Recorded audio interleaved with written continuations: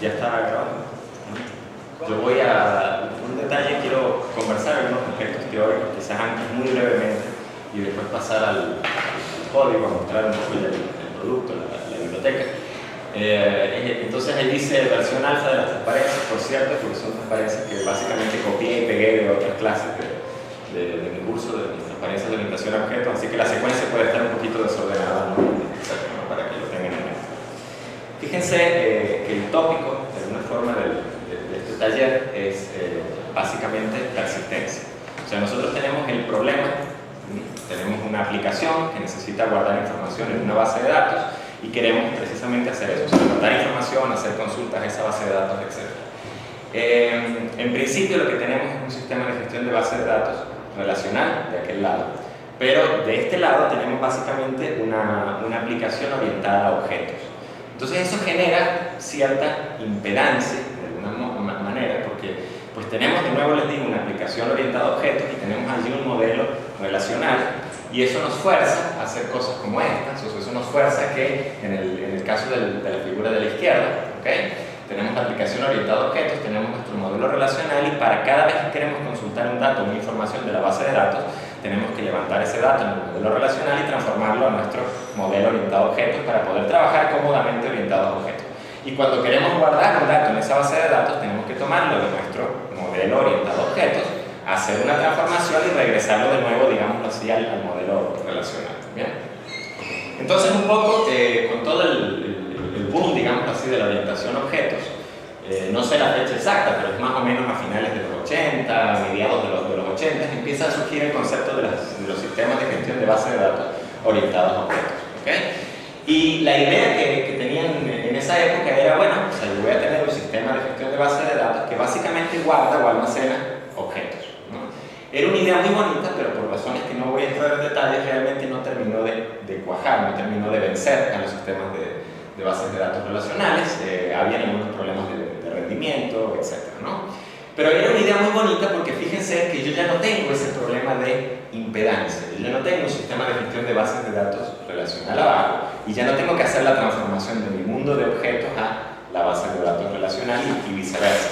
Yo simplemente trabajo con objetos y tengo una base de datos abajo que acepta o almacena objetos. ¿Me siguen la idea? ¿Okay?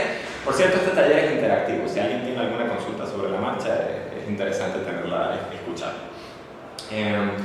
Entonces, bueno, como les digo, los sistemas de gestión de base de datos orientados a objetos quizás no tuvieron todo el éxito que se esperaba, pero el software siempre se abre camino, de alguna forma.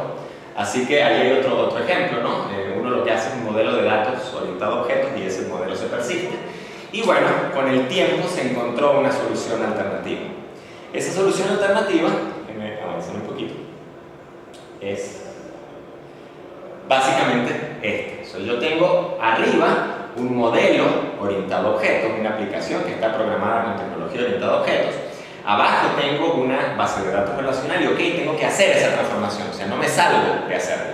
El problema no es que la transformación ocurra, el problema es tener que codificar la transformación. ¿Por qué tener que codificarla? Déjenme regresar aquí y mostrar un ejemplo de código muy básico.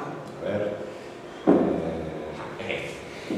Bueno, este es un ejemplo en Java utilizando JDBC, donde uno tiene un objeto persona. Yo, disculpen, me voy a meter en la transparencia aquí. Uno tiene un objeto persona y uno quiere guardar ese objeto persona en la base de datos, particularmente en una tabla persona. Entonces, lo que uno tiene que hacer si uno tiene ese objeto persona, uno tiene que construir una sentencia SQL, un insert into persona values. Uno tiene que parametrizar esa sentencia SQL con todos los valores, digamos así, del objeto persona, y después uno manda a ejecutar la sentencia SQL y esa sentencia se ejecuta. Entonces, fíjense que es muy tonto realmente. Si uno quisiera, por ejemplo, consultar un objeto persona, uno tiene que construir una sentencia SQL, ¿ok? Uno tiene que poner los filtros, etc. Y el resultado de esa sentencia SQL va a ser una tabla relacional. Entonces yo voy a tener que hacer todo un proceso. Fíjense que aquí estoy construyendo una persona y le estoy pasando en el constructor, ¿ok? Estoy obteniendo lo que sea que esté en la columna cédula, se lo estoy pasando como primer argumento al constructor, lo que sea que esté en la columna nombre, se lo estoy pasando como segundo argumento, etc. O sea, tengo que hacer a pie, tengo que codificar de alguna forma esa transformación, ¿no? De nuevo, no pretendo que se entienda quizás todo el contexto del código, pretendo que se entienda esa complicación particular. Qué bonito sería si uno pudiese hacer algo como esto, fíjense. Uno simplemente, bueno, establece algún tipo de conexión con una base de datos, uno tiene un objeto persona y simplemente le dice al objeto persona, sálvate. Y el objeto persona automáticamente se salva. Digamos que el feeling, la sensación de uso que uno puede ver en este código es la que uno tendría si estuviese usando un sistema de gestión de base de datos orientado a objetos. ¿Okay? La realidad es que esto no es un sistema de gestión de base de datos orientado a objetos, o sea, existe y está sucediendo una transformación entre el modelo orientado a objetos y el modelo relacional, pero yo como programador simple y llanamente no veo esa transformación, está escondida. ¿Okay? Y si yo fuese a hacer una consulta, sería muy bonito que yo pudiese, ok, a lo mejor no me salgo de escribir la consulta, ¿ok? No, yo prefiero meterme en las frecuencias, sí. ¿Okay? No me salgo de escribir la consulta, pero fíjense que cuando ejecuto la consulta me devuelve de una vez un objeto persona, ya inicializado, ya listo para usar. Yo no tengo que ponerme a pensar que el nombre de la persona estaba en la columna nombre y entonces obtén lo que sea que estuviese en la columna y relléname el objeto persona para que el que sea que quiera hacer la regla de negocio con ese objeto persona pueda manejarlo orientado a objetos. ¿Me siguen la idea? ¿Ok? Entonces tengo el feeling de alguna forma de que estoy trabajando con un sistema de gestión de base de datos orientado a objetos, pero en el fondo sigo teniendo abajo las ventajas de un sistema de gestión de bases de datos relacional. Entonces tengo arriba el mundo orientado a objetos, tengo abajo el mundo relacional y tengo la transformación, y la transformación sucede, ocurre, no me salgo de ella. ¿Okay? El asunto es que tengo, por ejemplo, mi modelo orientado a objetos y tengo mis tablas en el esquema relacional. ¿Okay? Y la transformación es automática o manual, ya vamos a conversar un poco qué significa eso, pero es completamente transparente para la aplicación. O sea, yo como programador no la codifico, no la veo, no la escribo. Simplemente tengo el feeling de esto. Creo un objeto, lo salvo y alguien por debajo automáticamente se encarga de hacer esa transformación. ¿Ok? Entonces, bueno, lo primero que uno puede plantear es hacer una transformación manual. Esto no lo vamos a tocar en el taller, o sea, realmente lo que nos interesa es la automática. Pero ¿cómo hace uno esa transformación manual? Bueno, uno utiliza un patrón muy conocido, que es por ejemplo el patrón DAO, Data Access Object, y uno encapsula dentro de un DAO todas esas operaciones de acceso a la base de datos. Entonces uno que hace, uno las escribe, pero las escribe una sola vez dentro de los correspondientes DAOs y simplemente después utiliza los DAOs. Si cambia algo en la base de datos, uno no tiene que ir buscando por toda la aplicación dónde está accediendo a las tablas, sino que simplemente uno va al DAO correspondiente y hace el cambio correspondiente en ese DAO. Pero en principio uno escribe esa transformación. ¿Okay? Hay también la posibilidad de tener algunos generadores de código, que uno describe cuál es la relación entre los objetos y las tablas en la base de datos, uno le da el esquema de la base de datos, y los generadores de código generan automáticamente los DAOs. Así que uno se puede quitar, digámoslo así, la pesadilla, el problema de tener que escribir esos DAOs. Entonces esto se llama el patrón DAO, realmente es bastante conocido, fue bastante popular en una época. El otro patrón que quizás resuelve el problema es que esa transformación entre los objetos y el esquema relacional se produce de forma automática. O sea, uno define un mapeo, uno dice el objeto persona se va a guardar en la tabla persona, la columna, no sé, el atributo nombre se va a guardar en la columna nombre y así sucesivamente uno va definiendo esa relación. Y hay un framework en el medio que se encarga de cada vez que yo quiero guardar una persona, en función de ese mapa, que ya vamos a ver cómo uno lo define, se encarga de generar las sentencias SQL correspondientes, los inserts, los selects, los updates, etc. Están las ideas claras en este punto, ¿no? Entonces, claro, uno no se salva quizás de definir esa correspondencia entre el modelo orientado a objetos y el modelo relacional. Pero es una programación muy declarativa, uno simplemente describe cuál es la relación que existe. Y eso se van a dar cuenta que es en extremo fácil, ¿no? ¿Se describe de qué manera? Bueno, se describe utilizando muchas formas, o sea, dependiendo de la tecnología, ¿no? Se puede describir usando XML, se puede describir usando XDocklet, PHP utilizó eso durante algún tiempo, se puede describir usando anotaciones o cualquier mecanismo que sirva para describir esa correspondencia. Y en principio hay un componente que en base a esa descripción de esa correspondencia entre el modelo orientado a objetos y el modelo relacional hace las transformaciones. O sea, cuando yo hago una consulta de objetos tipo persona, ese componente hace el select a la tabla persona correspondiente. Y se encarga de transformarme esos registros, esas filas, en objetos persona y devolverme objetos persona listos para utilizar. Entonces ese es el componente de persistencia. Y el cliente lo que hace es que utiliza o consulta y actualiza simple y llanamente esos objetos persistentes, y el ORM, o sea, ese componente, se encarga de guardarlos para hacer lo que tenga que hacer. Entonces, desde nuestro punto de vista, desde el punto de vista del cliente, de este señor que está aquí arriba y que está usando estos objetos, esto es transparente. O sea, es como si estuviéramos usando un sistema de gestión de base de datos orientado a objetos, netamente. ¿Alguna pregunta hasta aquí? En principio. Ok. Entonces, bueno, esto es muy bonito. Yo voy a... Creo que aquí tengo... Sí. Aquí hay una lista. Sinceramente les digo, yo no sé si están mezclados DAOs y ORMs. Creo que sí. ¿Okay? El que vamos a conversar hoy, la tecnología particular, se llama Hibernate. Hibernate es una tecnología desarrollada en Java. En base a Hibernate, si yo me lo recuerdo, ojo, ¿no? Esto ya es historia, está basado el estándar de persistencia de Enterprise Java Beans 3 hoy en día. O sea, fue, digamos así, lo que generó un montón de cambios allí. El estándar de persistencia de Enterprise Java Beans 2 era una verdadera pesadilla, demasiado XML involucrado. Y fue, digámoslo así, el framework o la biblioteca que hubo una pequeña guerra en el mundo Java en este sentido, hace unos, no sé, 6, 7, 8 años, quizás estoy perdiendo un poco la cuenta. Estaba compitiendo Hibernate con Castor, con Ivatis, etc. Y en verdad, el que, digámoslo así, salió vencedor desde el punto de vista del mercadeo, ¿no? fue Hibernate, y es posiblemente uno de los que tiene la mayor base de usuarios hoy en día, ¿no? Entonces, bueno, en mi opinión es un excelente framework. Yo no he encontrado un equivalente, ¿no? hasta ahora. Entonces vamos a conversar sobre eso. Pero sin embargo, fíjense toda la cantidad de potenciales frameworks de persistencia que resuelven este problema que hay en el mercado para los distintos lenguajes de programación, ¿no? Hibernate, inclusive, si se fijan, tiene una versión para .NET que se llama Hibernate. Yo personalmente nunca la he usado, pero bueno, está basada en el mismo principio. ¿Okay? Entonces vamos a conversar fundamentalmente de Hibernate. Déjenme ver si esto ya sincronizó.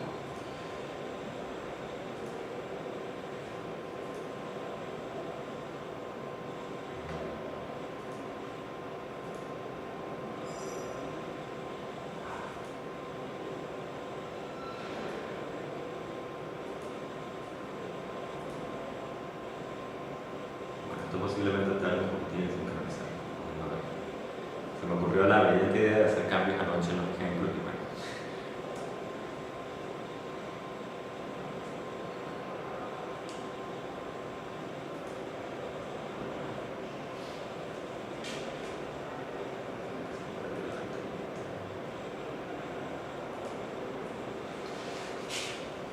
Bien, entonces, ¿cuál es un poquito la arquitectura de Hibernate? ¿Sí? Básicamente es una arquitectura, uno la puede ver como una arquitectura por capas.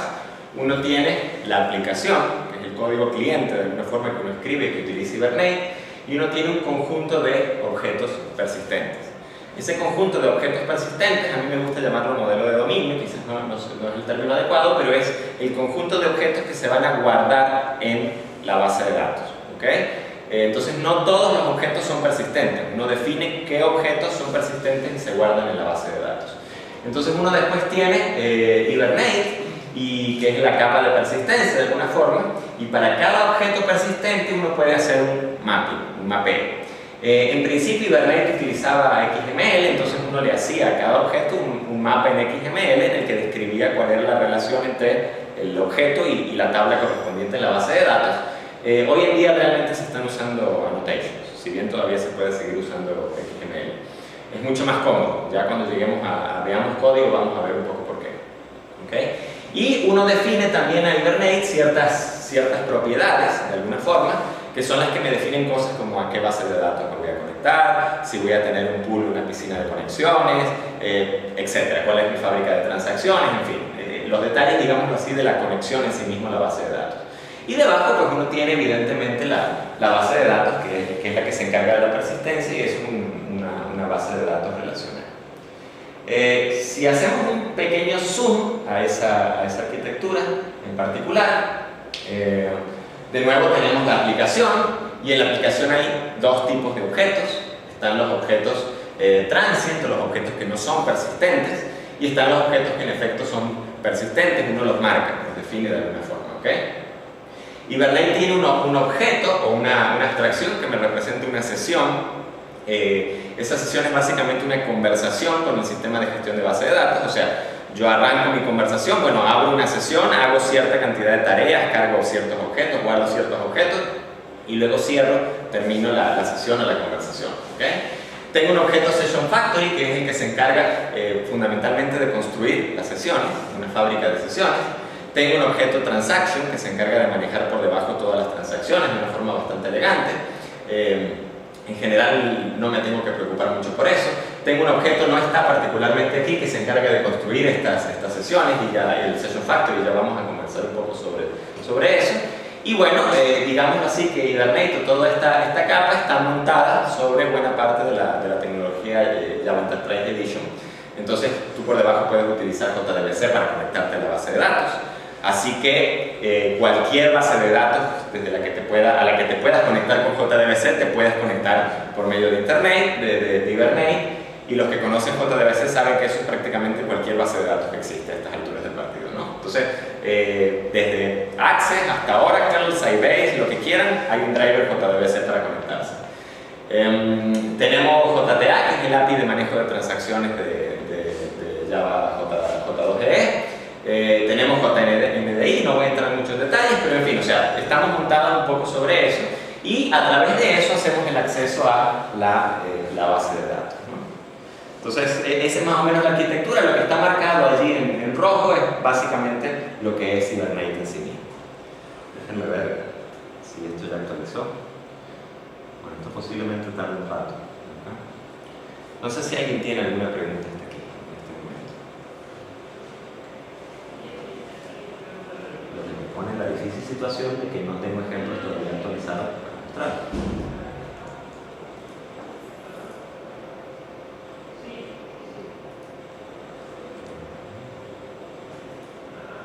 Bueno, entonces, entrando un poco en código, sí está actualizado, así que puedo empezar a mostrarlo. Van a haber errores de compilación hasta que no bajen los jars correspondientes, pero podemos pasar eso por alto.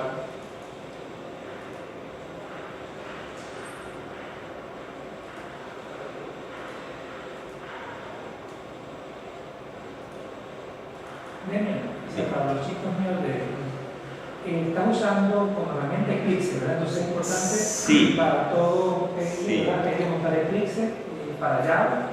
O sea, ¿qué plataforma deberían de ellos tener? En principio todo esto está corriendo sobre Java, ¿ok? Estoy usando Java 1.6, no dan ninguna versión en particular. Estoy utilizando Eclipse, esto es particularmente Helios de Eclipse. La verdad, casi que con cualquier Eclipse podrían trabajar, sugiero que utilicen este. Todos estos ejemplos están en un repositorio en un SVN, en Google Code. Les puedo perfectamente pasar el repositorio y ustedes después tienen que, bueno, instalar el Eclipse, instalar el plugin correspondiente. Yo tengo unos tutoriales, se los puedo enviar después, para instalar los plugins correspondientes al SVN de Eclipse y descargar, conectarse y descargarse los ejemplos, ¿okay? Que es básicamente lo que yo estoy haciendo ahorita, por eso es que está tardando un rato, ¿okay? Sobre todo los jars que son grandes. Entonces, bueno, o sea, esa es en principio la plataforma, ¿no? Entonces, bueno, se tiene que ponerse a trabajar un ratito con Java en ese sentido. Esto va por el 17%. Pero ¿podrías en la pizarra para acabarlo para los chicos que están? Sí. ¿Qué deben decir ellos para...? Vamos a... Para que no tengamos mientras carga.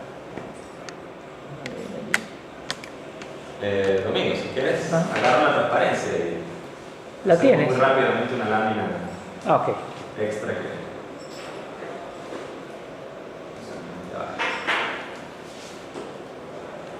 Dame 30 segundos.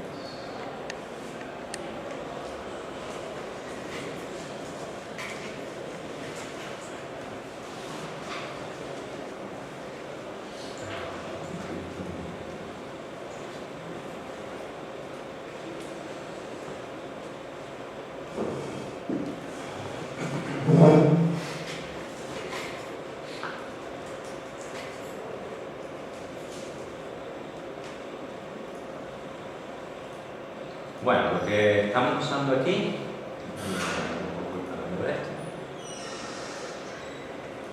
como decía, es Java 6. En principio, estamos usando Eclipse, y entonces la versión que estoy usando es Helios, aunque en realidad cualquier versión que tengan una o dos versiones atrás es más que suficiente. El repositorio es en principio este. Déjenme conseguirles el URL del repositorio. A ver.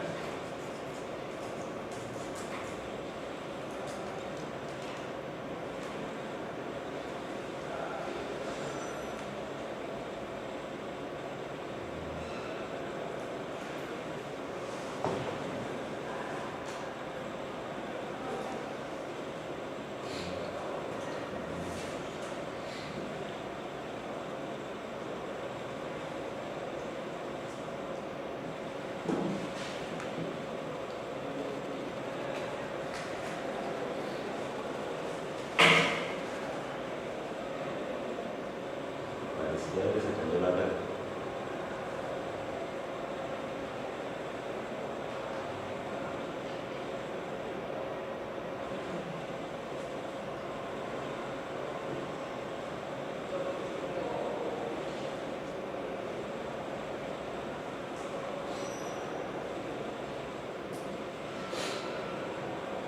Yo estoy en la universidad. No, estoy conectado de la cámara.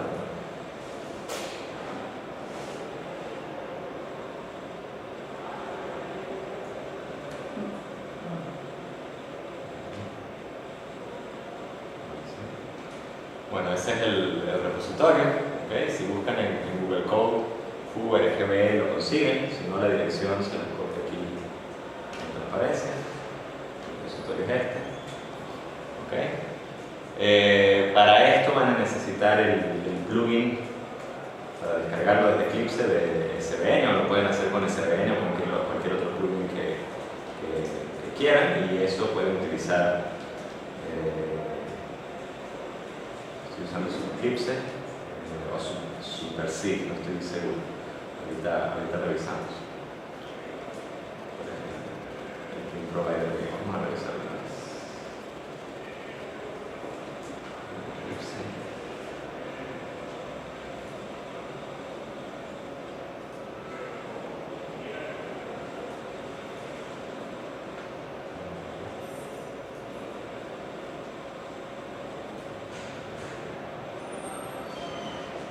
Si quieren un tutorial para instalar esto,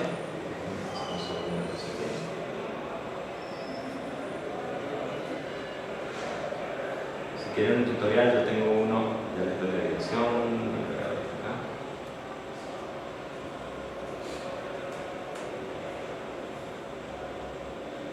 Tutorial piso más de ¿Cómo?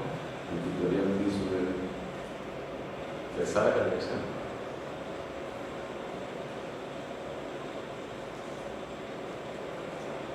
piso.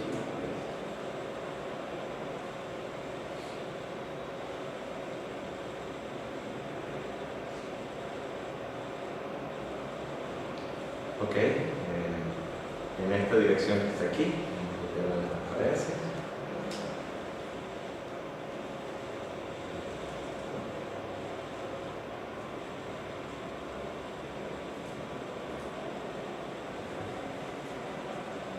Allí van a conseguir varios tutoriales, entre ellos el tutorial para instalar el cliente de SVN en Eclipse. Pueden seguir ese tutorial y instalarlo perfectamente. Bien, vamos a seguir viendo el código, que es lo que está pasando aquí.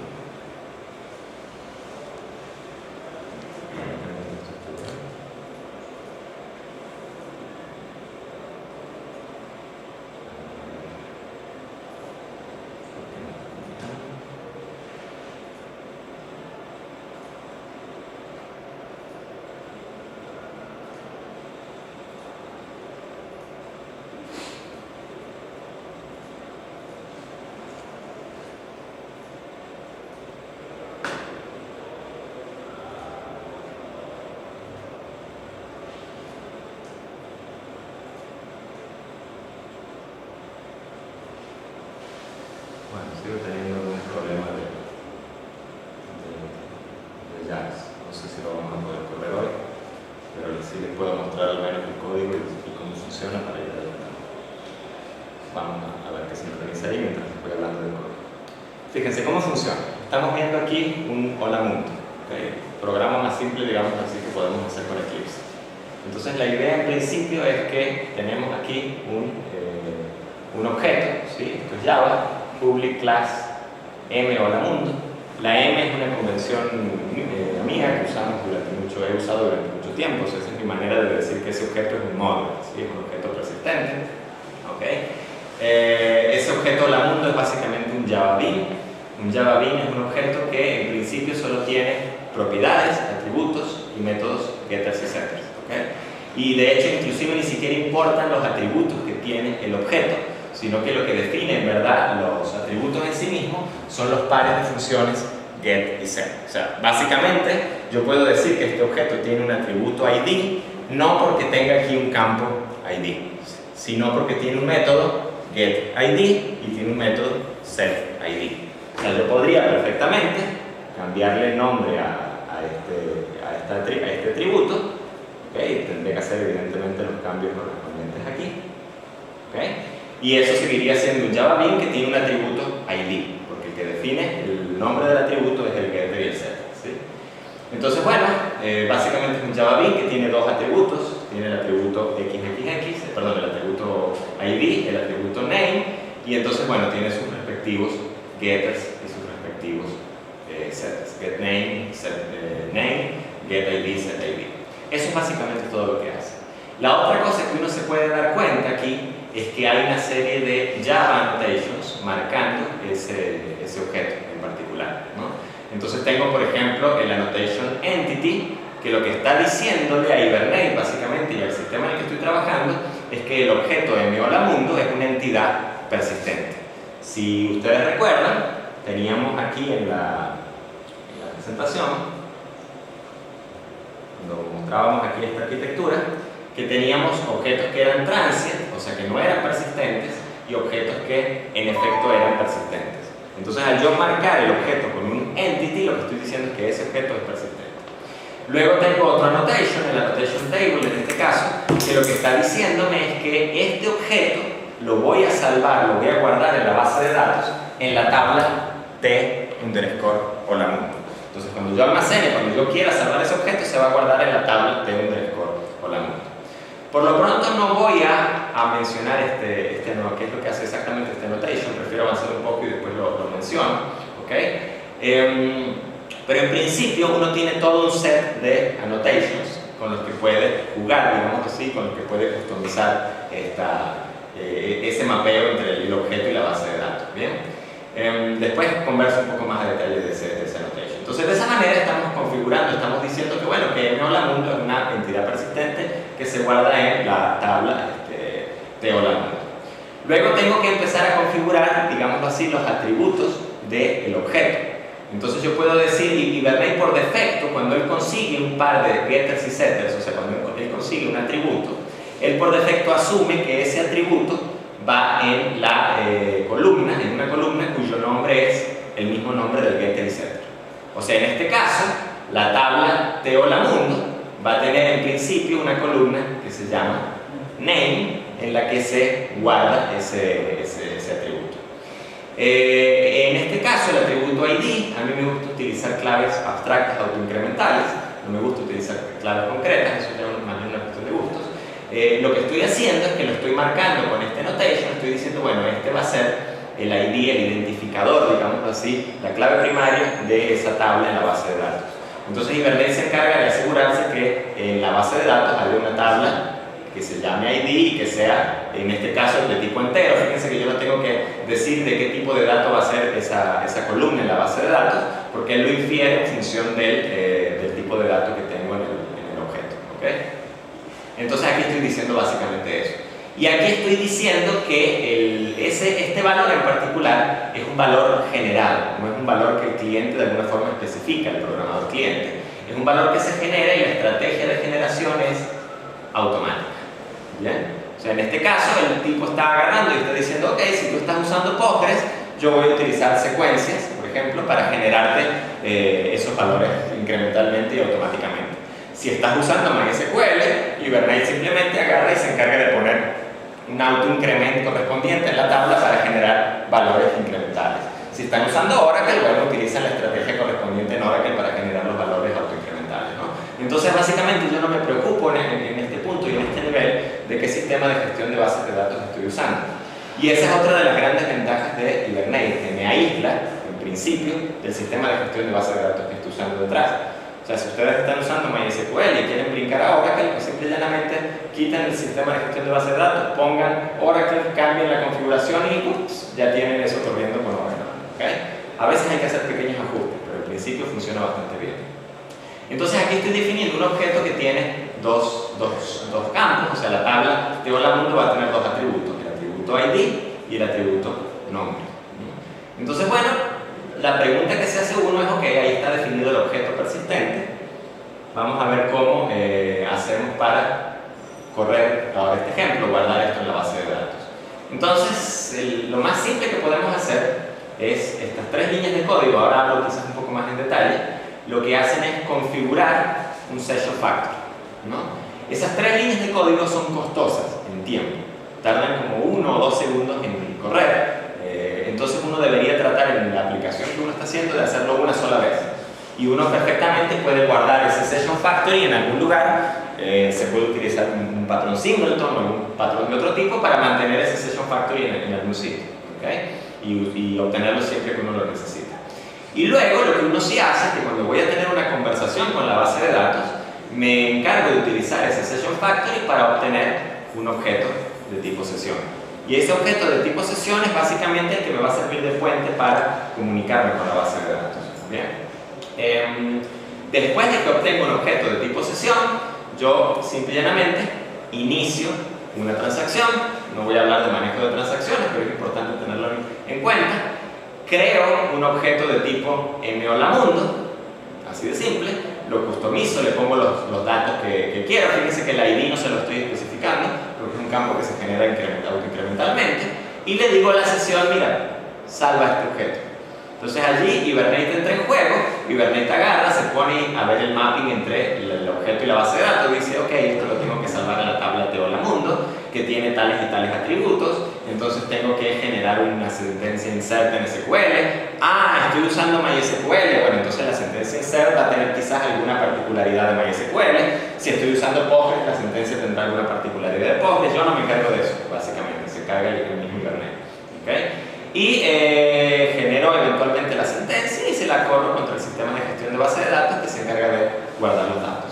Finalmente, cierro la transacción y cierro la sesión y termina mi diálogo con el sistema de gestión de base de datos. ¿Okay?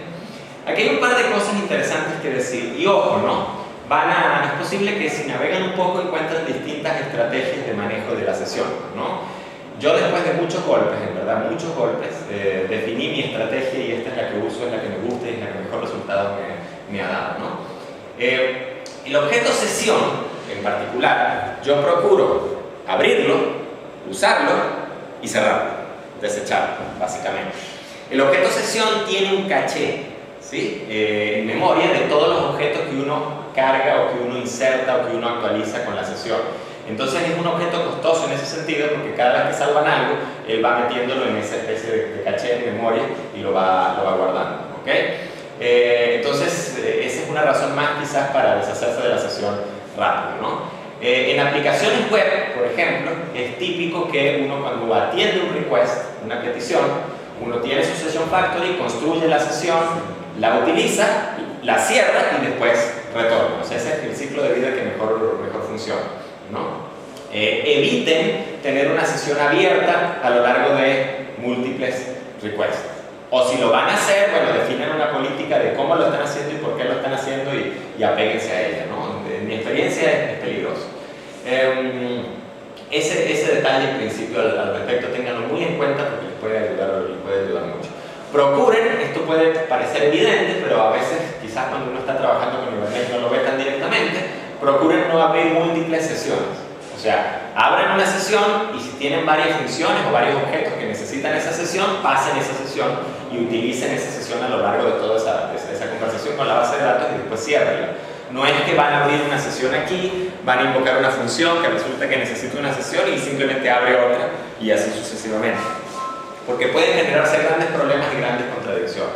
Si se mantienen apegados a esos dos detalles, les va a ir bien. Si violan esas reglas y no saben, o sea, no tienen un método bien definido en ese sentido, pueden llegar a tener múltiples problemas, ¿no? Respecto a esto, a la configuración, digamos que este es todo el proceso donde Hibernate toma ese archivo de configuración que se está especificando aquí, este Hibernate CFG XML, y simple y llanamente lo lee, determina cuáles son las entidades persistentes, valida que esas entidades persistentes sean, en efecto, estén correctas, porque uno puede poner inconsistencias allí adentro, entonces él valida que eso esté correcto, él valida que en la base de datos existan las tablas correspondientes. Si las tablas no existen en la base de datos, él las crea, ¿ok? Tienes un poco esa ventaja, y se asegura que todo esté funcionando bien. Por eso es que eso tarda 1 o 2 segundos, ¿no? Y puede tomar tiempo. Vamos a conversar un poco en este momento del archivo Hibernate CFG y ver un poco el formato. Realmente se pueden decir muchas cosas, nosotros vamos a conversar sobre lo básico en principio, ¿ok? Entonces, bueno, es un XML muy corriente que sigue las reglas definidas por Hibernate, el DTD está por aquí arriba, ¿okay? Básicamente, lo primero que uno especifica es los parámetros de la conexión con la base de datos. Entonces, en este caso yo estoy utilizando MySQL. Fíjense que estos están comentados, ¿no? El de Postgres está comentado, el de Oracle está comentado. Y lo que uno especifica, en principio, es, por ejemplo, el driver de JDBC que vamos a utilizar para conectarnos a la base de datos. Para MySQL eso es con MySQL JDBC Driver, en este caso lo estoy usando, ¿okay? Hay distintos tipos de drivers.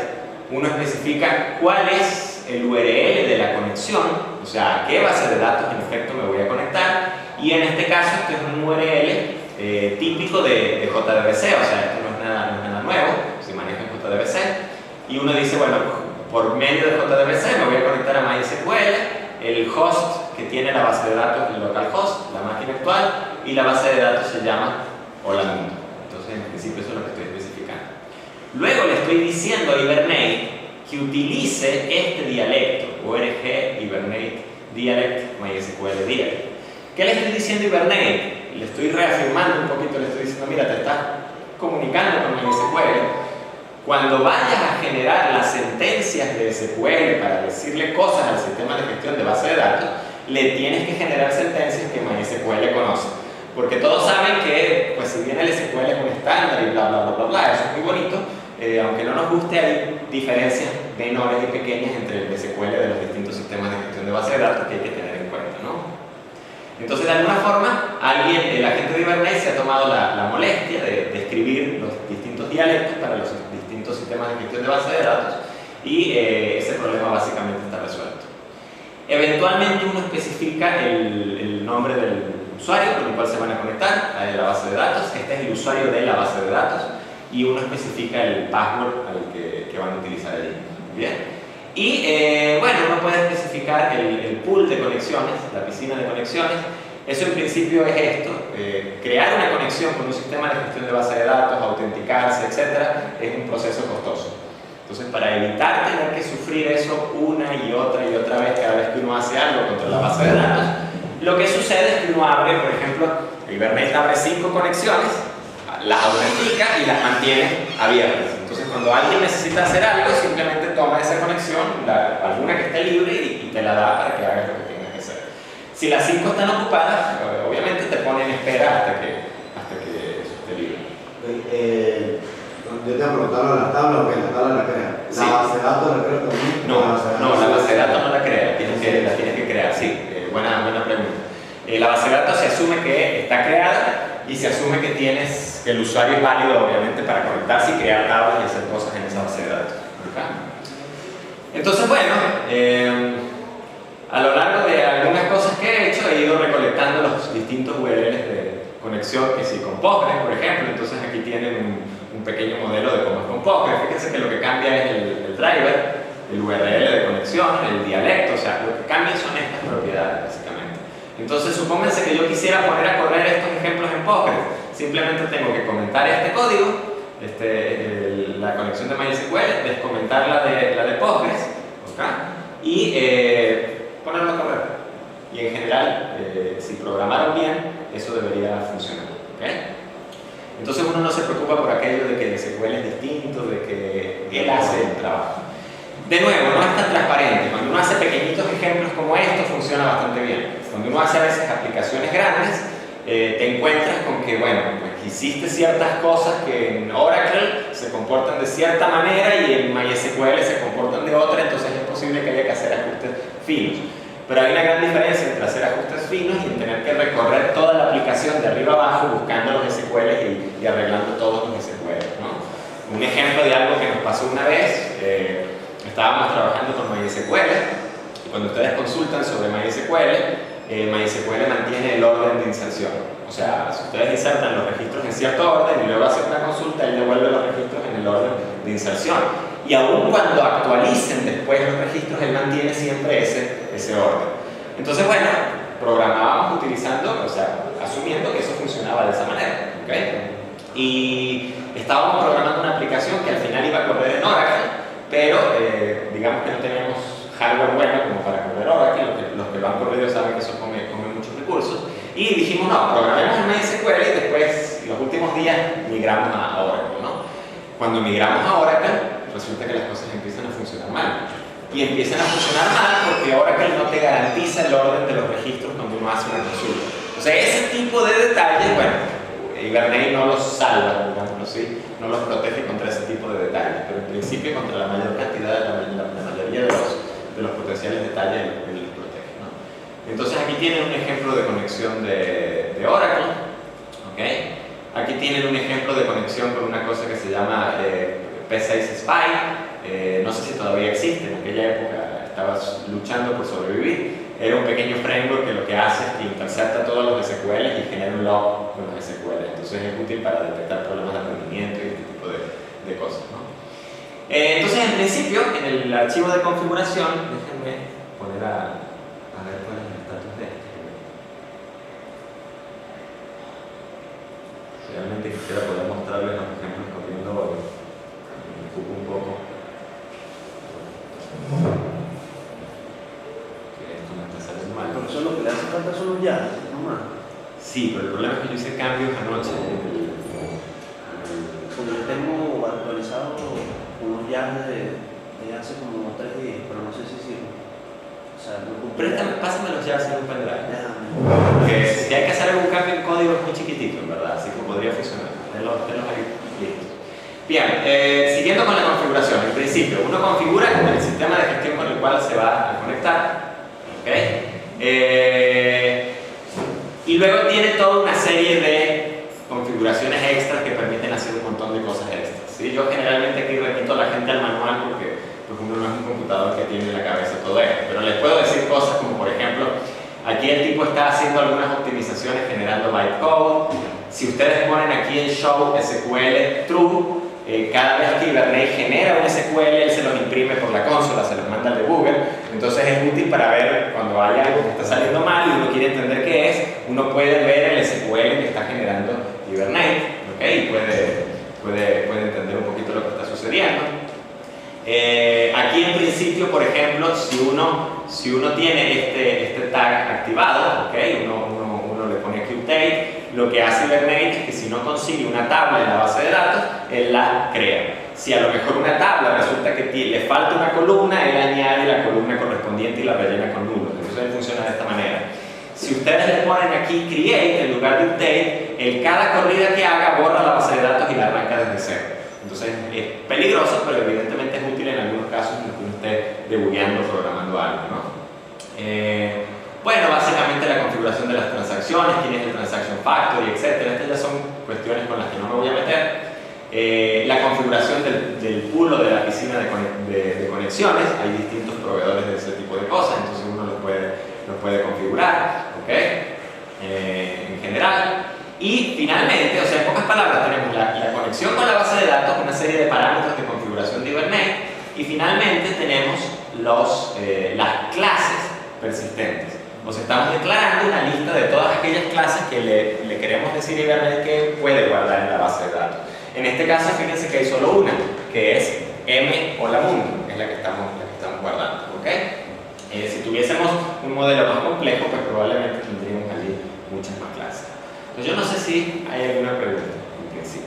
¿Ok? El concepto es bastante simple. Evidentemente, es muy bonito agarrar, pararse aquí, decirlo, mostrarlo, etcétera, pero hasta que uno no se sienta a escribir código y hasta que uno no le empiezan a explotar las cosas, realmente uno no tiene el feeling del asunto, ¿no? Entonces les recomiendo que se sienten a hacerlo. Profesor, una pregunta. En mapping class, holamundo.m holamundo es la clase y holamundo... El nombre del paquete, sí. Este debería ser el nombre completamente calificado. Si te fijas, la clase de M holamundo está en el paquete holamundo y se llama holamundo, así que el nombre completamente calificado es holamundo.m holamundo. ¿Ok? En principio. No sé si hay alguna otra pregunta. Imagino que recomendable sería tener un objeto por cada tabla. Sí, en principio, o sea, ojo, ¿no? Esto es un taller de realidad básico de Hibernate. Cuando ustedes se van a Hibernate pueden empezar a surgir muchas preguntas. Por ejemplo, alguien puede decir, ¿cómo hago claves compuestas? Y bueno, hay maneras de hacerlo. Sugiero que vayan al manual y revisen. ¿Cómo hago, por ejemplo, una entidad Hibernate que mapea múltiples tablas? ¿Eso se puede hacer? Sí, eso potencialmente se puede hacer. ¿Okay? Mi estrategia de modelado, que me ha funcionado muy bien, si ustedes están arrancando el diseño de la base de datos, o sea, si no están trabajando con una base de datos que ya existe, mantengan una clase por tabla, o sea, hay una relación 1 a 1 allí, en principio. Si ustedes están trabajando con una base de datos que ya existe, entonces ahí sí tienen que sentarse con la documentación de Hibernate bien, porque probablemente tengan claves concretas no autoincrementales, probablemente tengan, no sé, cosas que tienen que hacer joins entre tablas, entonces tienen que armar un modelo que se adapte a lo que necesitan y ahí sí un poco más complejo. De nuevo, este taller no está enfocado en esa dirección, pero es perfectamente posible hacerlo. ¿Okay? Es perfectamente posible, inclusive, no lo vamos a mencionar, pero fíjense que aquí Hibernate genera el SQL para insertar, para actualizar, etcétera, él automáticamente. Es perfectamente posible que ustedes le especifiquen a Hibernate, no, para actualizar utilizas este SQL. Claro, la desventaja que tiene eso es que si yo empiezo a especificar SQLs, me estoy atando a un sistema de gestión de base de datos particular y estoy perdiendo muchas de las ventajas. Entonces la idea es mantenerse lo más aislado en principio de esto. ¿Okay? Bueno, vamos a ver si los jars podemos ponerlo ahí.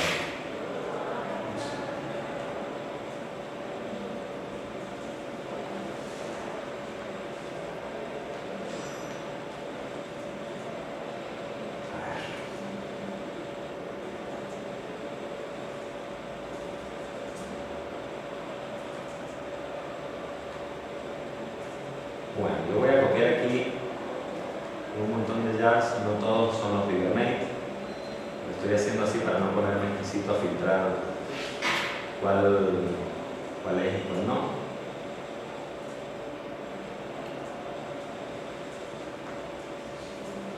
Y entonces, lo que me importa es que logremos hacer que esto compile para poder correrse.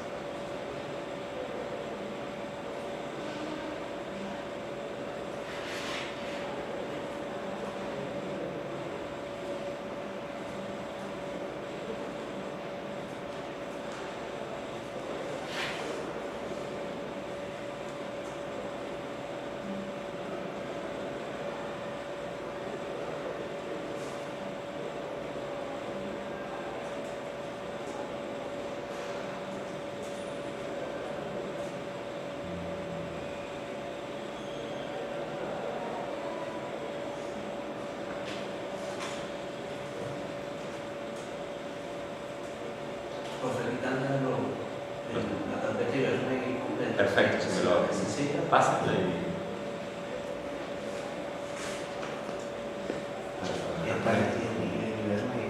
O sea, copié completo del directorio. El directorio.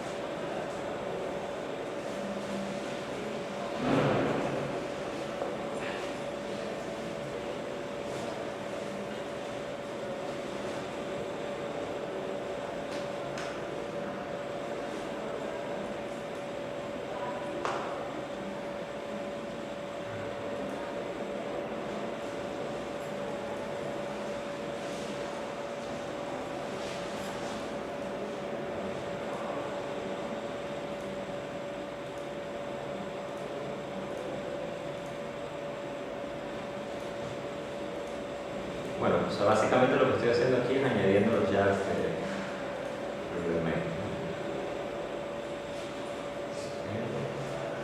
Listo, en principio. El cambio que había que hacer es annotation.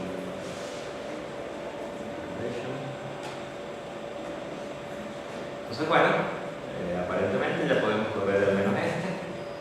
Vamos a subir el sistema de base de datos.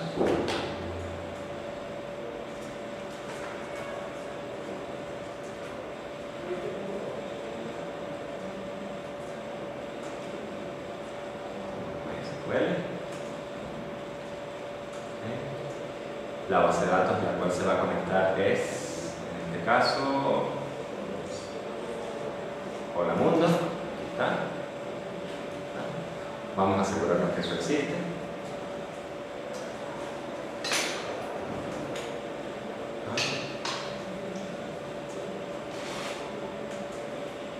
Allí tenemos la base de datos Hola Mundo. Vamos a usarla, conectarla.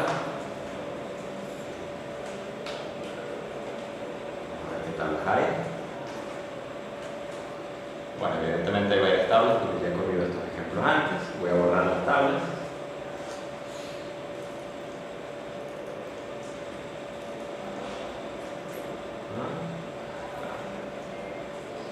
Pasos.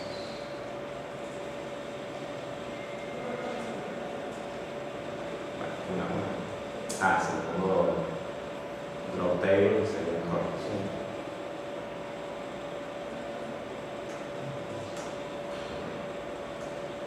Entonces, a ver, no hay tablas. Perfecto. Entonces vamos a correr el ejemplo. Así se queda bien. El cambio ya, en principio, perfecto. Está correcto. Entonces fíjense que, bueno, todo el spam en rojo, digamos así, son los logs que está generando Hibernate. Básicamente esta etapa inicial es toda la configuración que él está haciendo. O sea, en principio, esos son los 2 segundos más o menos, o segundo y medio que le tengo que tarda hacer esto. Por eso es que hay que hacerlo una sola vez. Imagínense que en cada request ustedes crean una configuración, están retrasando su request segundo y medio, 2 segundos. Y eso todos saben que es una locura, ¿no? Si uno revisa un poquito aquí la consola, ¿okay? Uno puede ir siguiendo la historia de todo lo que está en principio haciendo Hibernate. O sea, fíjense aquí el tipo les está diciendo, estoy leyendo el XML que está ahí en Hola Mundo, o sea, estoy leyendo la configuración que es en particular. Eventualmente, fíjense que aquí él les está diciendo que encontró una clase anotada que se llama mHolamundo y les estoy diciendo en principio que le está uniendo a la tabla de Hola Mundo, o sea, está haciendo la asociación. En algún momento él dice, seguramente, no sé si estará por aquí, pero él dice, no consigo la tabla, aquí se está conectando a la base de datos. Fíjense, estoy conectándome a esta base de datos. En algún lugar debe estar diciendo el driver de JDBC, el usuario, el password no se nos está mostrando por razones obvias, el dialecto que está usando, etc. En algún lugar, después de que se conecta a la tabla, a la base de datos, él debe decir algo así como que no encontré la tabla tal. Si alguien lo ve, grite. A ver.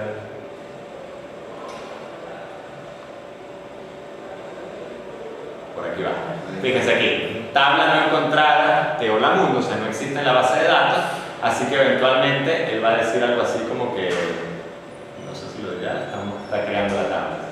Bueno, no lo está diciendo, pero la debe estar creando. Bueno, eventualmente aquí ya creó la tabla y si se acuerdan del ejemplo en particular, el main, ¿okay? Lo que hacía era construir un objeto mHolamundo, rellenarlo y salvarlo en la base de datos. Entonces, lo que estaba mostrando aquí, la última línea, es el insert que está ejecutando Hibernate. Y eso lo está mostrando en principio porque le teníamos en la conexión, ¿okay? Lo teníamos configurado con el show SQL, aquí está, show SQL tú. Evidentemente en producción es bueno ponerlo en falso, ¿no? Por razones evidentes. Entonces, bueno, ese es el primer ejemplo. Vámonos a la base de datos. Deberíamos tener ahora la tabla de Hola Mundo. Ahí está la tabla de Hola Mundo. Y si hago un select sobre esa tabla, en efecto ahí tenemos Si vuelvo a correr el ejemplo, vamos a tener otro registro exactamente con el mismo nombre, solo que con el ID de 2, porque el ID es precisamente autoincremental. Entonces, bueno, ahí está corriendo en principio. No sé si hay preguntas hasta aquí. Lo que vamos a seguir haciendo es evolucionar esto y complicarlo. ¿Okay? Si hay alguna pregunta, es buen momento.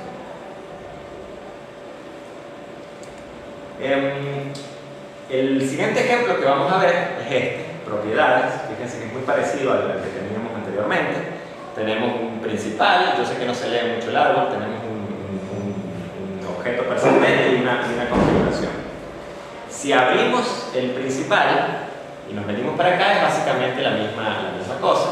¿Okay? Aquí tenemos, bueno, el de propiedades, lo estamos mapeando a la tabla propiedades, es una entidad, ¿okay? Pero él ahora tiene un par de propiedades extra o propiedades adicionales. ¿Okay? El ID, la estrategia para manejar el ID sigue siendo la misma. En principio tenemos un objeto de tipo calendar, que es el calendario en Java, que me permite manejar fechas.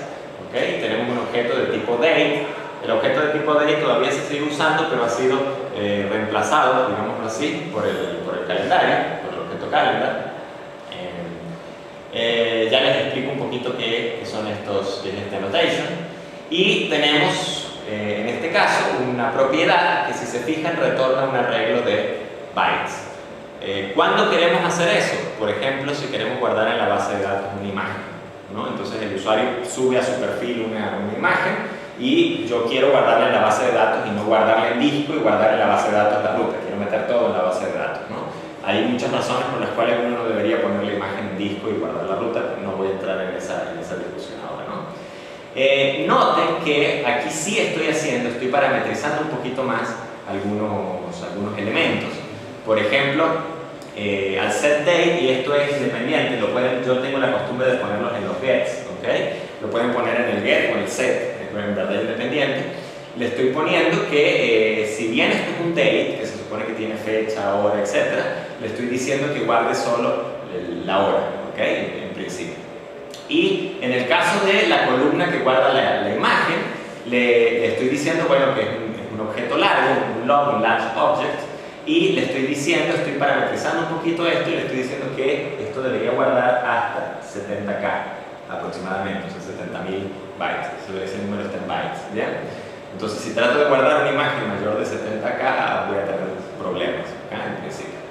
Entonces, así hago de alguna manera la parametrización. Si se fijan, en el ejemplo que acabamos de correr, si uno dice en MySQL era describe, discúlpenme, yo a veces me hago un enredo entre MySQL, Postgre y Oracle. Aquí está. Si se fijan, el campo name, nombre, él lo está creando como un varchar de 255. Entonces, siempre que él consigue un string en una propiedad, ¿okay? Como es el caso que acabamos de ver en el ejemplo anterior, aquí está el getName, siempre que él consigue un string, él crea un varchar de 255. Entonces ustedes se preguntarán, pero ¿qué pasa si yo realmente quiero guardar una cadena de texto de 5 caracteres? O si quiero guardar una cadena de texto de 1000 caracteres, o sea, ¿cómo hago esa modificación? Entonces, bueno, uno puede perfectamente utilizar el annotation column, ¿okay? Para customizar eso y decirle, no, la longitud es de tantos caracteres, en principio. Entonces uno puede utilizar el annotation column para hacer modificaciones adicionales de ese tipo, o sea, la precisión de números de tipo numérico en la base de datos, el ancho de una cadena de caracteres o de un log, etc. Uno lo puede especificar con ese atributo. En principio hay un par de annotations más, que de nuevo yo no voy a entrar mucho en detalles, o sea, para eso están los manuales con los que uno puede de alguna manera customizar la configuración de que se salva y que no se salva. ¿Okay? Hay otro annotation que es importante. Supónganse que ustedes están añadiendo alguna lógica extraña, yo no lo recomiendo, o sea, yo mantengo mis bins de Hibernate lo más simples posible, pero ustedes están añadiendo esa lógica y tienen un getter y un setter que no quieren persistirlo en ninguna columna en la base de datos. O sea, supónganse, get carry, yo realmente no lo quiero guardar en la base de datos, pero necesito tener ahí el getter y el setter. Entonces lo que uno hace es que uno marca ese atributo con una annotation transient, ¿okay? Y entonces esa es básicamente la forma de decirle a Hibernate que lo ignore absolutamente. absoluta y completamente. ¿Okay? Entonces Hibernate no lo va a tomar en cuenta. Vamos a dejarlo ahí para que vean que él no añade esa columna en la base de datos cuando corremos el ejemplo. Bien. ¿Es indistinto si lo coloco en el get o en el set? Sí, es completamente indistinto en principio. Inclusive yo no lo uso, pero sí se puede. Hay maneras de que tú declares esto público, ¿okay? Y pongas los annotations directamente en los atributos. De nuevo, a mí no me gusta, pero es una cuestión ya de estilo, ¿okay? Pero sí se puede hacer. Pero la encapsulación de... ¿Cómo? Sí, pero el encapsulamiento de los... Sí, porque nosotros a veces hacíamos cosas como, por ejemplo, no sé, podíamos meter cierto código que generara formatos o formateara datos dentro de ese mismo getter y setter o hiciera alguna pequeña validación. Entonces nos gusta mantener eso con los getters y los setters. Y además uno se pone a pensar algo que le han criticado mucho Java, el exceso de getters y setters, pero uno puede perfectamente, si no los tiene, decir algo así como que source, generate getters y setters, seleccionas todo lo que quieras en los getters y los setters y automáticamente tienes tus getters y setters. Así que generar los getters y setters hoy en día realmente no es nada del otro mundo, ¿no? En principio. Bien, el main en cuestión, fíjense que hace más o menos lo mismo, tiene la complicación extra que tiene que manejar la imagen, ¿ok? Pero está configurando, obteniendo la configuración y el session factory, está abriendo una sesión para conectarse con la base de datos, está construyendo un objeto de tipo mPropiedades, le está asignando el calendario, le está asignando el date, ¿ok? Y aquí, bueno, esto es código Java, en verdad no voy a entrar mucho en detalles, pero aquí está leyendo de un archivo una imagen, IMG.jpg, la está proyectando en memoria, o sea, estoy terminando con un arreglo de bytes que tiene los datos exactos y tal cuales de ese archivo, en principio, y luego está diciéndole a la propiedad, al objeto mProperties, mPropiedad, set IMG, y le está pasando ese arreglo de bytes. Estoy poniendo, digamos así, el arreglo de bytes. Y estoy mandando a salvar el objeto y eso debería guardar en la base de datos. Como le pusimos el transient al date, déjenme comprobar que esté ahí en efecto, ¿sí? Eso debería crear una tabla que va a tener el ID, el date 1, el calendar transient y el image que también debería guardarlo. ¿Okay? Entonces vamos a correrlo a ver qué sucede. Ups, se cortó. Vamos a ver por qué. Ah, sí. Necesito poner aquí annotation.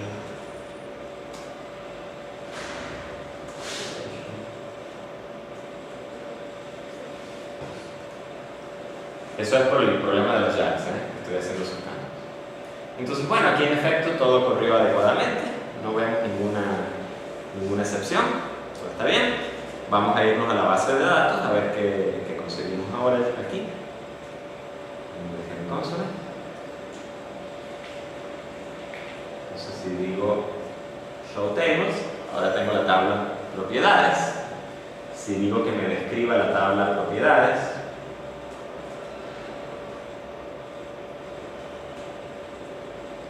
fíjense que la tabla propiedades tiene el ID, tiene el date y tiene el IMG. ¿Okay? El IMG es de tipo medium blob. Esto, por ejemplo, es un dolor de cabeza porque los tipos de datos para los blobs cambian entre MySQL, Oracle, Postgres, etc. Entonces algo que, por ejemplo, en MySQL tiene, no sé, guarda hasta 100K, en Postgres guarda 10. Y bueno, hay que empezar a sufrir un poco con eso. Fíjense que él, en función del Hibernate, en función del tamaño que yo especifiqué aquí, en propiedades, seleccionó, dependiendo de la base de datos que tengo por debajo, el tipo de datos más adecuado para guardar eso. Entonces me desconecté absoluta y completamente de ese problema. Es muy útil, ¿verdad? La desventaja es que uno se olvida, se empieza a olvidar de cómo hacer cosas en la base de datos, pero bueno. Entonces, bueno, no tenemos el campo cal, si mal no recuerdo era que se llamaba, porque es en efecto transient. Si hago un select, voy a hacer un select y voy a seleccionar solo el ID y el date de la tabla de propiedades. Ahí tenemos en efecto el registro. fíjense que para el date solo almacenó la hora, no almacenó la fecha. Y eso sucede porque en efecto estoy especificando aquí el annotation temporal y le estoy diciendo, bueno, o sea, guarde solo el time. Y ustedes pueden ver las distintas opciones que tienen aquí, ¿sí? Yo sé que se lee poco, ¿no? Pero pueden decirle que guarde solo la fecha o pueden decirle que guarde el timestamp, y entonces ahí va a guardar ambas cosas, ¿no? Entonces es muy cómodo en ese sentido.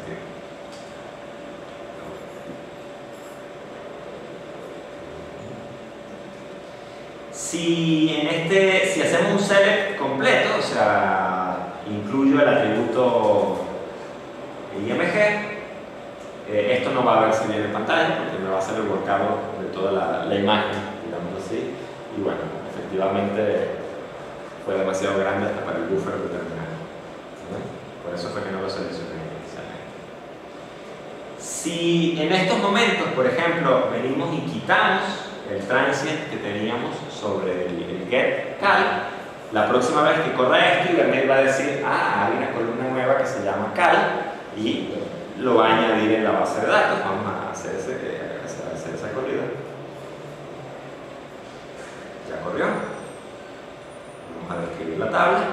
Fíjense, ahora tengo una columna nueva adicional. Evidentemente, si yo hago un select, por ejemplo, de propiedades y selecciono todo menos el IMG,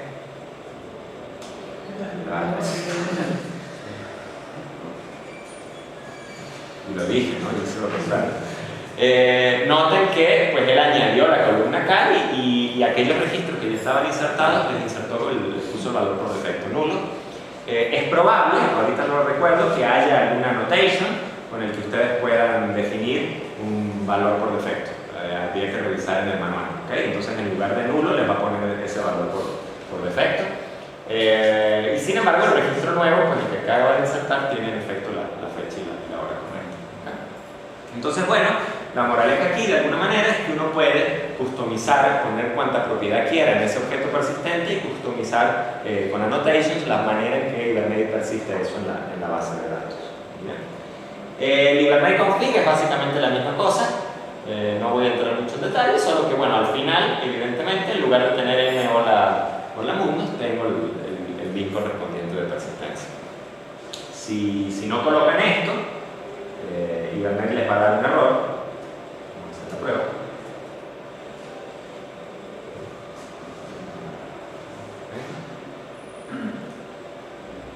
Fíjense el error que les está dando, les está diciendo que mira, tú estás tratando de persistir un non-entity, una entidad que yo no conozco, así que arregla eso, ¿no? Eso es en principio el error que está. ¿Alguna pregunta? Es necesario especificar todos los campos del objeto, por lo menos en Spain, ¿verdad? Tú dices, bueno, el date es esto, porque No. ¿el asigna nulo o no? Sí. No sé si hay un tag, ahorita no lo recuerdo. Sí. No es hay una manera de que tú digas no nulo en el mismo bin, ¿sí? De nuevo hay que ver el manual correspondiente. Entonces, si tú le dices not null, él en el fondo está creando en la base de datos el constraint not null, de manera que no hay manera de que tú insertes ahí un número, ¿sí? Posiblemente él no lo chequee a nivel del bin, pero cuando vas a insertar en la base de datos, pues te ataca el not null y eso te detiene, ¿okay? Entonces, de nuevo, o sea, esto se puede customizar. Como les digo, si tienen una base de datos que ya existe, que es algo que a veces sucede, y la quieren mapear y Hibernate, entonces ahí sí tienen que ponerse a jugar con esos annotations y crear los objetos para hacer ese mapeo. Hay un par de plugins, ahorita no me pregunto el nombre, pero si buscan para Hibernate, hay un par de plugins en Eclipse que inclusive ustedes le dan el esquema de la base de datos y él genera los objetos persistentes de Hibernate. Y si la base de datos está bien hecha, y eso es importante, porque una vez hicimos esto con una base de datos muy mal hecha, si tú tienes referencias, constraints, foreign keys, etc., él se da cuenta de cuáles son las relaciones entre las tablas y hasta te genera los vínculos, ¿no? Entonces, si tú tienes un not null, él te va a generar en el Hibernate la annotation correspondiente. Ese plugin creo que era pago, ¿no? O sea, pero hay varios plugins de Eclipse que te permiten hacer ese tipo de cosas. No sé si hay alguna otra pregunta en particular. ¿No? Bien, fíjense que, ok, ya sabemos cómo tener un objeto y cómo insertarlo en la base de datos. Sería interesante, antes de continuar, o sea, el próximo paso lógico es ¿y cómo hacemos para cambiar un objeto? ¿O cómo hacemos para consultar un objeto o para eliminar un objeto de la base de datos, ¿no? Entonces, eso es básicamente lo que vamos a ver ahora, cómo hacer esas operaciones básicas, elementales. Entonces, aquí tenemos un ejemplo muy simple que también tiene un programa principal y tiene un objeto CRUD, ¿ok? mCRUD, y mCRUD es una entidad persistente que pues, tiene ID y descripción. Realmente aquí me interesan los atributos que tiene, pero si se fijan es básicamente la misma cosa acá. Y el main lo que está haciendo es, bueno, él configura la sesión correspondiente y esto, discúlpenme, yo lo voy corriendo por partes. En la versión actualizada lo tenía separado en 3 programas distintos.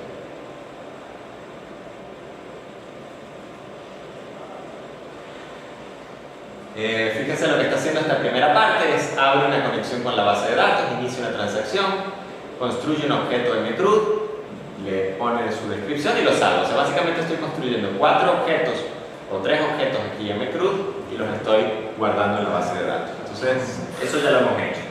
Así que lo voy a correr muy rápidamente. Obviamente tengo que cambiar el annotation.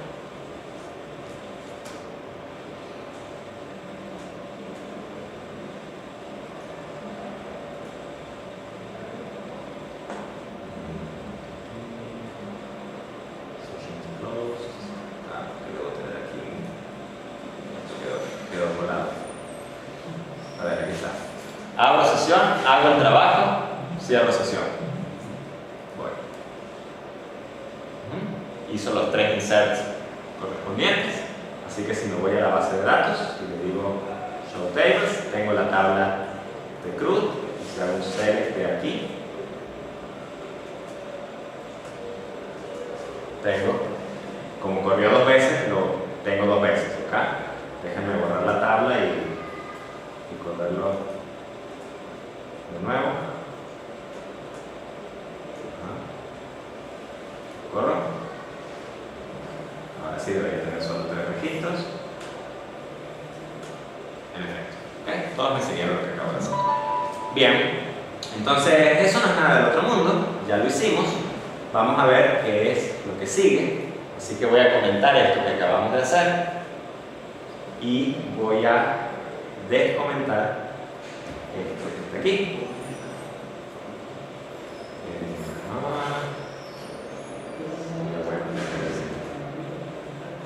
La sección declarada.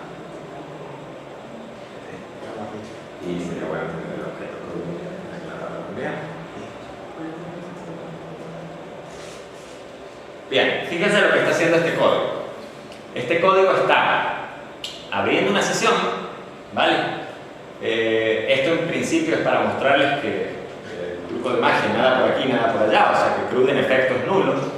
Y estoy haciendo un load. Entonces esta es la forma más básica en la que uno puede traerse de la base de datos un objeto persistente, ¿sí? Estoy cargando un objeto de qué tipo? mCRUD class. Hibernate al pasarle el class sabe a qué tabla tiene que irlo a buscar. Y le estoy pasando el ID, cualquiera que sea, de ese objeto. O sea, estoy cargando el objeto por ID. Y él me está devolviendo un objeto de tipo CRUD ya listo para utilizar, ¿no? Lo interesante del caso es que mientras que ese objeto que traje de la base de datos esté entre un session, begin transaction, un commit y un close, uno puede pensar en ese objeto como en algo persistente. O sea, uno puede decir, bueno, ese objeto tiene un vínculo, está vinculado, está conectado de alguna forma con la base de datos. Cualquier cambio que yo haga sobre ese objeto va a hacer que eso se produzca un cambio en la base de datos por debajo. Entonces fíjense que lo único que estoy haciendo aquí es, bueno, mando a mostrar la descripción para que se vea cuál es la descripción actual y le cambio la descripción. En ningún momento aquí abajo estoy diciendo sálvate, actualízate, acuérdate que... No. Al yo cambiarle la descripción, Hibernate automáticamente está diciendo, algo cambió, así que cuando me hagan el commit, cuando me cierren, tengo que hacer el update correspondiente y guardar eso en la base de datos. O sea, es muy transparente en ese sentido. Ojo, eso lo puedo hacer porque el objeto es persistente, porque el objeto está entre este begin transaction y este commit. Si yo hago el cambio afuera de eso, simple y llanamente el objeto ahí ya no es persistente. ¿Okay? Cuando yo hago el commit, el objeto dejó de ser persistente, ya no está sincronizado con la base de datos. Entonces, bueno, si corremos este pequeño ejemplo, fíjense, aquí el load, vamos a analizarlo un poco con el código. El load generó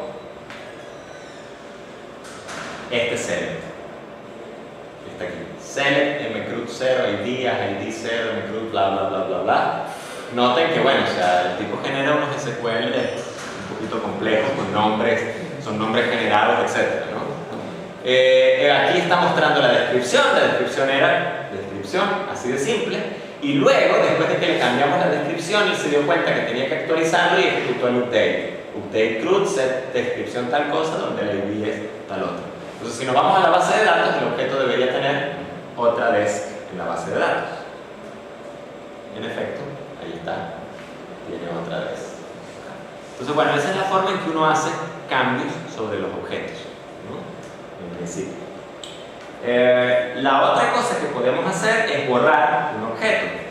Entonces voy a comentar aquí y voy a descomentar aquí abajo. Lo que estamos haciendo es muy similar, o sea, estoy cargando aquel objeto. Noten que aquí cargué el objeto utilizando un load, si lo recuerdan. Aquí estoy cargando el objeto, ejecutando una consulta. Son equivalentes, o sea, en este caso esta consulta hace exactamente lo mismo que el load, pero estoy corriendo una consulta. Esta no es una consulta en SQL, ¿ok? Es una consulta en un lenguaje que se llama HQL, Hibernate Query Language, que la ventaja que tiene es que es independiente del sistema de gestión de base de datos, ¿ok? Y netamente orientada a objetos. Más adelante hay un par de ejemplos adicionales sobre consultas, ¿okay? que podemos trabajar.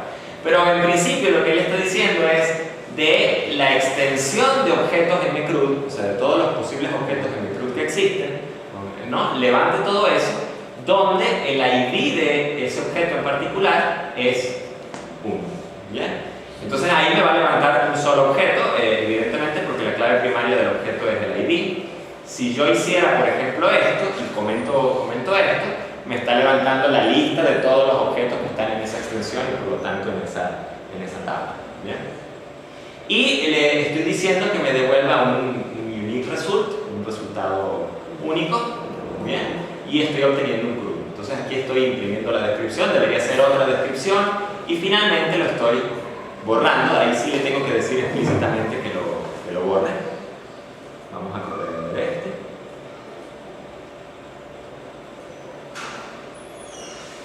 Fíjense, el select, esta consulta, se tradujo a este SQL que está aquí. Es muy parecido, si no casi idéntico al otro. ¿Bien? Y nos mostró otra descripción y eventualmente este delete generó este delete from the CRUD where ID es tal cosa. Y si nos vamos a la base de datos, ya no tenemos ese registro en base de datos.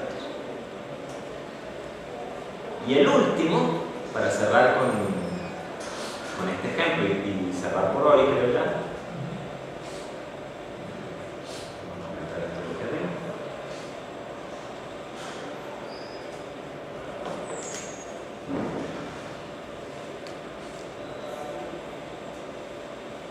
Bueno, aquí estoy haciendo una consulta también.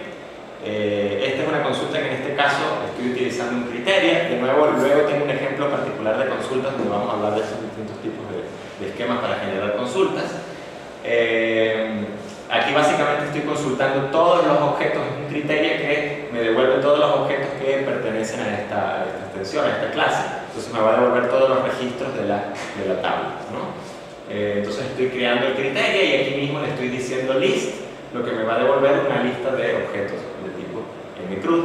Los únicos que me quedan en la base de datos son de 1 y de 2, así que debería devolverme esos dos objetos. Y luego simplemente itero por la lista y imprimo los objetos, ¿no? Por pantalla, las descripciones. Entonces si corro el programa, en efecto aquí está, aquí nos damos cuenta del select que se hizo, ¿okay? Y aquí están las descripciones de los dos objetos que encontró por pantalla. Entonces bueno, con esto cerramos con hoy, pueden ir leyendo, pueden ir investigando un poquito, buscando. La semana que viene creo que es, no sé exactamente el día, el miércoles al final, ¿a qué hora? Miércoles a las 10. Ok, perfecto. Miércoles a las 10 tengo clase. ¿Por a las 3 no quedó? A las 3 habíamos quedado. A las 3 3 Sí. a 6 de la tarde. Sí, sí.